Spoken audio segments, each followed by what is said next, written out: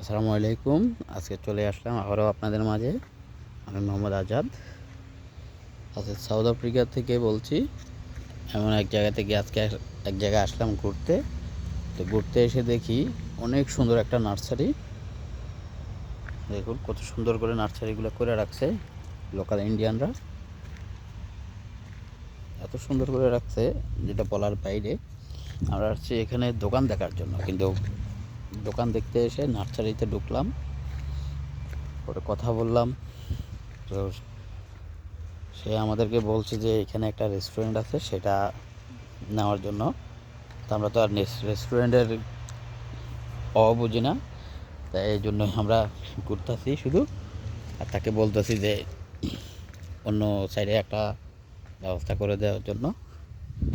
এই অনেক সুন্দর একটা রেস্টুরেন্ট, ওইখানে আমার এক বড় ভাই আছে, ওইখানে ওনার সাথে কথা বলতেছে।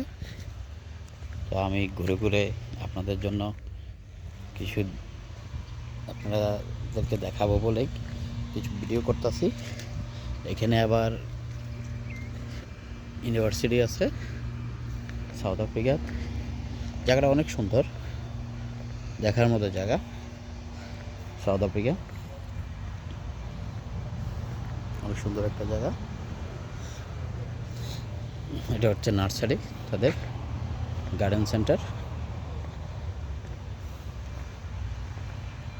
তো সবাই বেশি বেশি শেয়ার করবেন, কমেন্ট করবেন, কেমন হলো ভিডিওটা জানাবেন।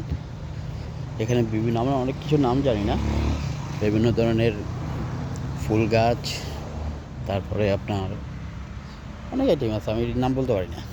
এই যে এগুলো আবার আপনার অ্যাকোয়ারিয়ামের পাথর, বিভিন্ন ধরনের পাথর অনেক আছে, যেটা বলার বাইরে। তা এত কিছু নাম জানি না, হয়তো আপনারা দেখলে বুঝতে পারবেন আসলে এটা কীরকম কী এগুলো, সেটা তো আর আমি জানি না, তাই এরকম বলতে পারতাছি না, শুধু ভিডিও করতেছি। এই যে আর ওইদিকে যাবো না, ওইদিকে অনেক, এগুলো বলতে পারবো না। তো দেখেন সবাই, আর শেয়ার করে দেবেন, আমার চ্যানেলটি সাবস্ক্রাইব করে দেবেন। একটু রাস্তার বাইরে, গার্ডেনের বাইরে যাই, দেখি কী অবস্থা। দীর্ঘ 4 মাস পরে আমি ফ্রি হলাম। 4 মাস একটানা কাজ করেছি। This is south Africa. South আফ্রিকার অনেকে বলে সাউথ আফ্রিকা খাইতে পায় না, এই করতে পারে না, কিন্তু কিছু কিছু জায়গায় এমন কিছু আছে যেটা বলার বাইরে। ইউরোপেও ফেল হয়ে যায় এদেশের রাস্তাঘাট, এদেশের কিছু কিছু জায়গায়। অনেক সুন্দর জায়গা, দেখার মতো জায়গা এটি। তো আছি, তো ভালো থাকবেন সবাই। হাফেজ।